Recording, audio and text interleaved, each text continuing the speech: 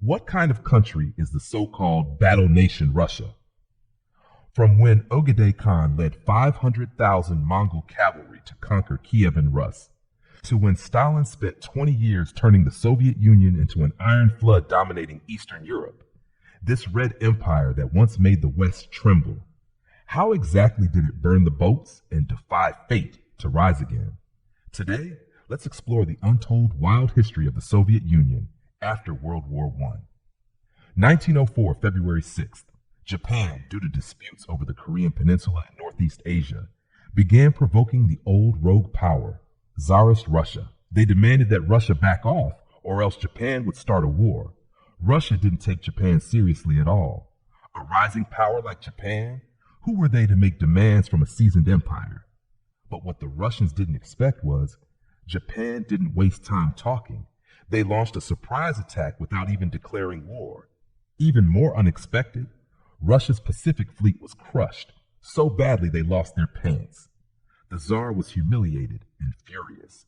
He immediately dispatched the Second Fleet from the Baltic Sea. After a 7-month voyage, just as they arrived at the Tsushima Strait, boom, they got annihilated by the Japanese again. Russia's humiliating defeat made the Tsar lose all face. 1905, January 22nd, an Orthodox priest named Gapon led over 30,000 people to the Winter Palace to protest, demanding an end to the war.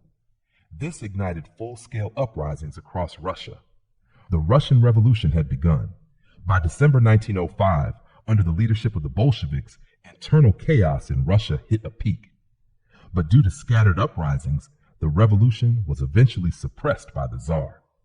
Vladimir Ilyich Ulyanov, pen name Lenin, had to flee. 1917, February 23rd. On International Women's Day, thousands of women who had lost their husbands, along with workers, poured into the streets for massive protests. Thus, the February Revolution broke out. As protests spiraled out of control, Tsar Nicholas II was forced to abdicate on March 15th. The Romanov dynasty's 300-year reign was over. Russia was left leaderless. Lenin, who had been in exile for 12 years, was overjoyed to hear about Nicholas's fall. He quickly had his friends help him book a train ticket to return to Russia and fight for leadership. At the same time, Trotsky, just out of prison, and Joseph, notorious for robbing banks, also heard the news and started preparing to make their move. But they were beaten to the punch by Kerensky and a group of capitalist elites who formed a provisional bourgeois government. Kerensky turned out to be even more stubborn than Nicholas. He insisted on continuing the war against Germany. But as soon as Russian troops entered the battle, they lost over 30,000 men. Soldiers were dumbfounded. One useless leader, Nicholas, just left, and now we've got another, Kerensky? Both are total disasters. Kerensky didn't care. He believed the reason they were losing was not enough troops, so he began conscription again. This infuriated the people. Protests and riots erupted once more. Lenin saw his chance. He went live, figuratively, giving passionate speeches. Only the Bolsheviks could save Russia. That Kerensky guy would only drag the country into more war. But after all that effort, Lenin only got around 40,000 supporters. He was frustrated. That's not nearly enough for a revolution. July 19th, 1917. While Lenin was touring Russia gathering supporters, the provisional government, frustrated by failures on the battlefield, turned its anger toward the Bolsheviks. Kerensky ordered General Kornilov to crush them. In one sweep, over 800 people, including Trotsky, were arrested. Lenin knew the game was up, time to flee again. He disguised himself and escaped to Finland. But soon after arriving, he heard that Kerensky, fearing Kornilov might gain too much power, fired him. Kornilov was furious. Was this a betrayal? Out of spite, Kornilov released all the captured Bolsheviks.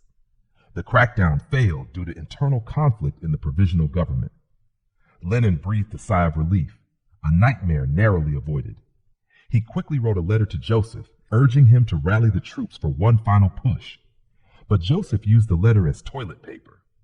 He thought, when things went bad, you were the first to run. Now that things are safe, you want to come back and be the boss? Lenin got angry. He risked arrest and sneaked back to Russia to confront Joseph.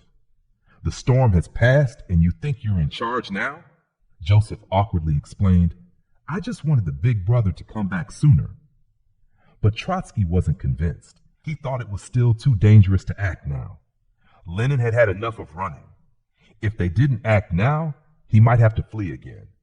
He furiously analyzed the current situation, ranting nonstop for over 10 hours. Eventually, Joseph suggested a vote to settle the argument. And so the plan to overthrow the provisional government was set for October 25th.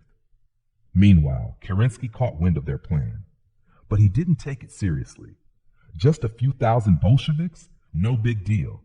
He figured if they dared make a move, he'd crush them with a snap of his fingers. October 25th, 1917, the Bolsheviks surrounded the Winter Palace. Kerensky rushed to call reinforcements. But the phone lines were already cut. No matter how much he screamed, it was too late. The provisional government was overthrown. The Russian Soviet Federative Socialist Republic was born, the world's first socialist country.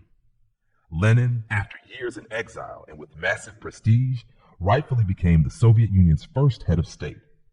But his right-hand men, Trotsky and Joseph, were quietly bitter. After all, Trotsky made the plan. Joseph handled the propaganda. So why did Lenin get all the glory?